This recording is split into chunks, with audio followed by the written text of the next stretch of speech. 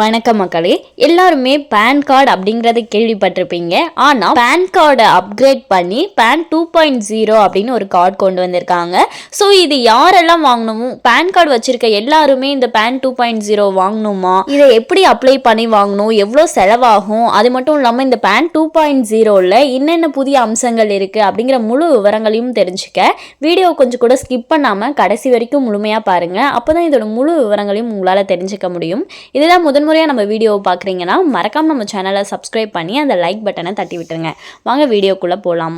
வங்கி பரிவர்த்தனைகளில் பயன்படுத்தப்படும் பேன் கார்டை அரசு சமீபத்தில் அப்கிரேட் செய்து பேன் 2.0வை அறிமுகம் செய்தது.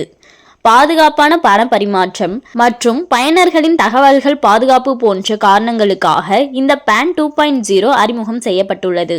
மேலும் இதில் ஸ்கேன் செய்யத்தக்க வகையில் QR கோடும் இதில் கொடுக்கப்பட்டுள்ளது. பழைய பேன் கார்டுக்கும் இதற்கும் பெரிதாக வித்தியாசம் இல்லை என்றாலும் எங்கு சென்றாலும் பேன் கார்டை எடுத்து செல்லாமல் இதில் உள்ள QR கோடை பயன்படுத்தி நாமே ஸ்கேன் செய்து பேன் கார்டு தகவல்களை பெற முடியும். இதை எப்படி வாங்குறது அப்படிங்கிற முழு விவரங்களையும் பார்க்கலாம். எங்கும் அலையாமல் கையில் உள்ள மொபைலை பயன்படுத்தி வெறும் 50 ரூபாய் செலவில் இந்த பேன் கார்டை பெற முடியும். மொபைலில் கூகுள் ஓபன் செய்து பேன் 2.0 என தேடினால் ஆன்லைன் பேன் அப்ளிகேஷன் தளத்திற்கு சென்று அதில் உள்ள ரீபிரிண்ட் பேன் ஆப்ஷனை கிளிக் செய்து அடுத்த பக்கத்தில் பேன் நம்பர், பிறந்த நாள் மற்றும் ஆதார் எண்ணை கொடுத்தால் அடுத்த பக்கத்தில் OTP கொடுத்து UPI அல்லது நெட் பேங்கிங் வழியாக ரூபாய் 50 செலுத்தி விண்ணப்பிக்கலாம். பணம் செலுத்திய 15 நாட்களில் வீட்டுக்கே அஞ்சலில் புது 2.0 பேன் கார்டு வந்துவிடும். அதற்கு முன்பே இமெயிலில் பேன் கார்டு காப்பி வந்துவிடும். இந்த புதிய பேன் கார்டு கட்டாயமா என கேட்டால் இல்லை என்று கூறப்பட்டுள்ளது. பயனர்கள் விரும்பினால் தங்களின் பேன் கார்டை அப்கிரேட் செய்து கொள்ள முடியும். அப்கிரேட் மட்டுமல்லாமல் இனி பழைய தொலைந்து போன பேன் கார்டுக்கு பதிலாக புதிய பேன் கார்டு பெறவும் இதே முறையை பின்பற்ற வேண்டும் என்று கூறப்பட்டுள்ளது. ஸோ பார்த்தீங்கன்னா பழைய பேன் கார்டுக்கும் புதுசாக இருக்கக்கூடிய பேன் 2.0க்கும் என்ன வித்தியாசம் அப்படின்னு பார்த்தீங்கன்னா, புது பேன் 2.0ல QR கோடு இடம்பெற்றிருக்கும் அப்படின்னு சொல்றாங்க.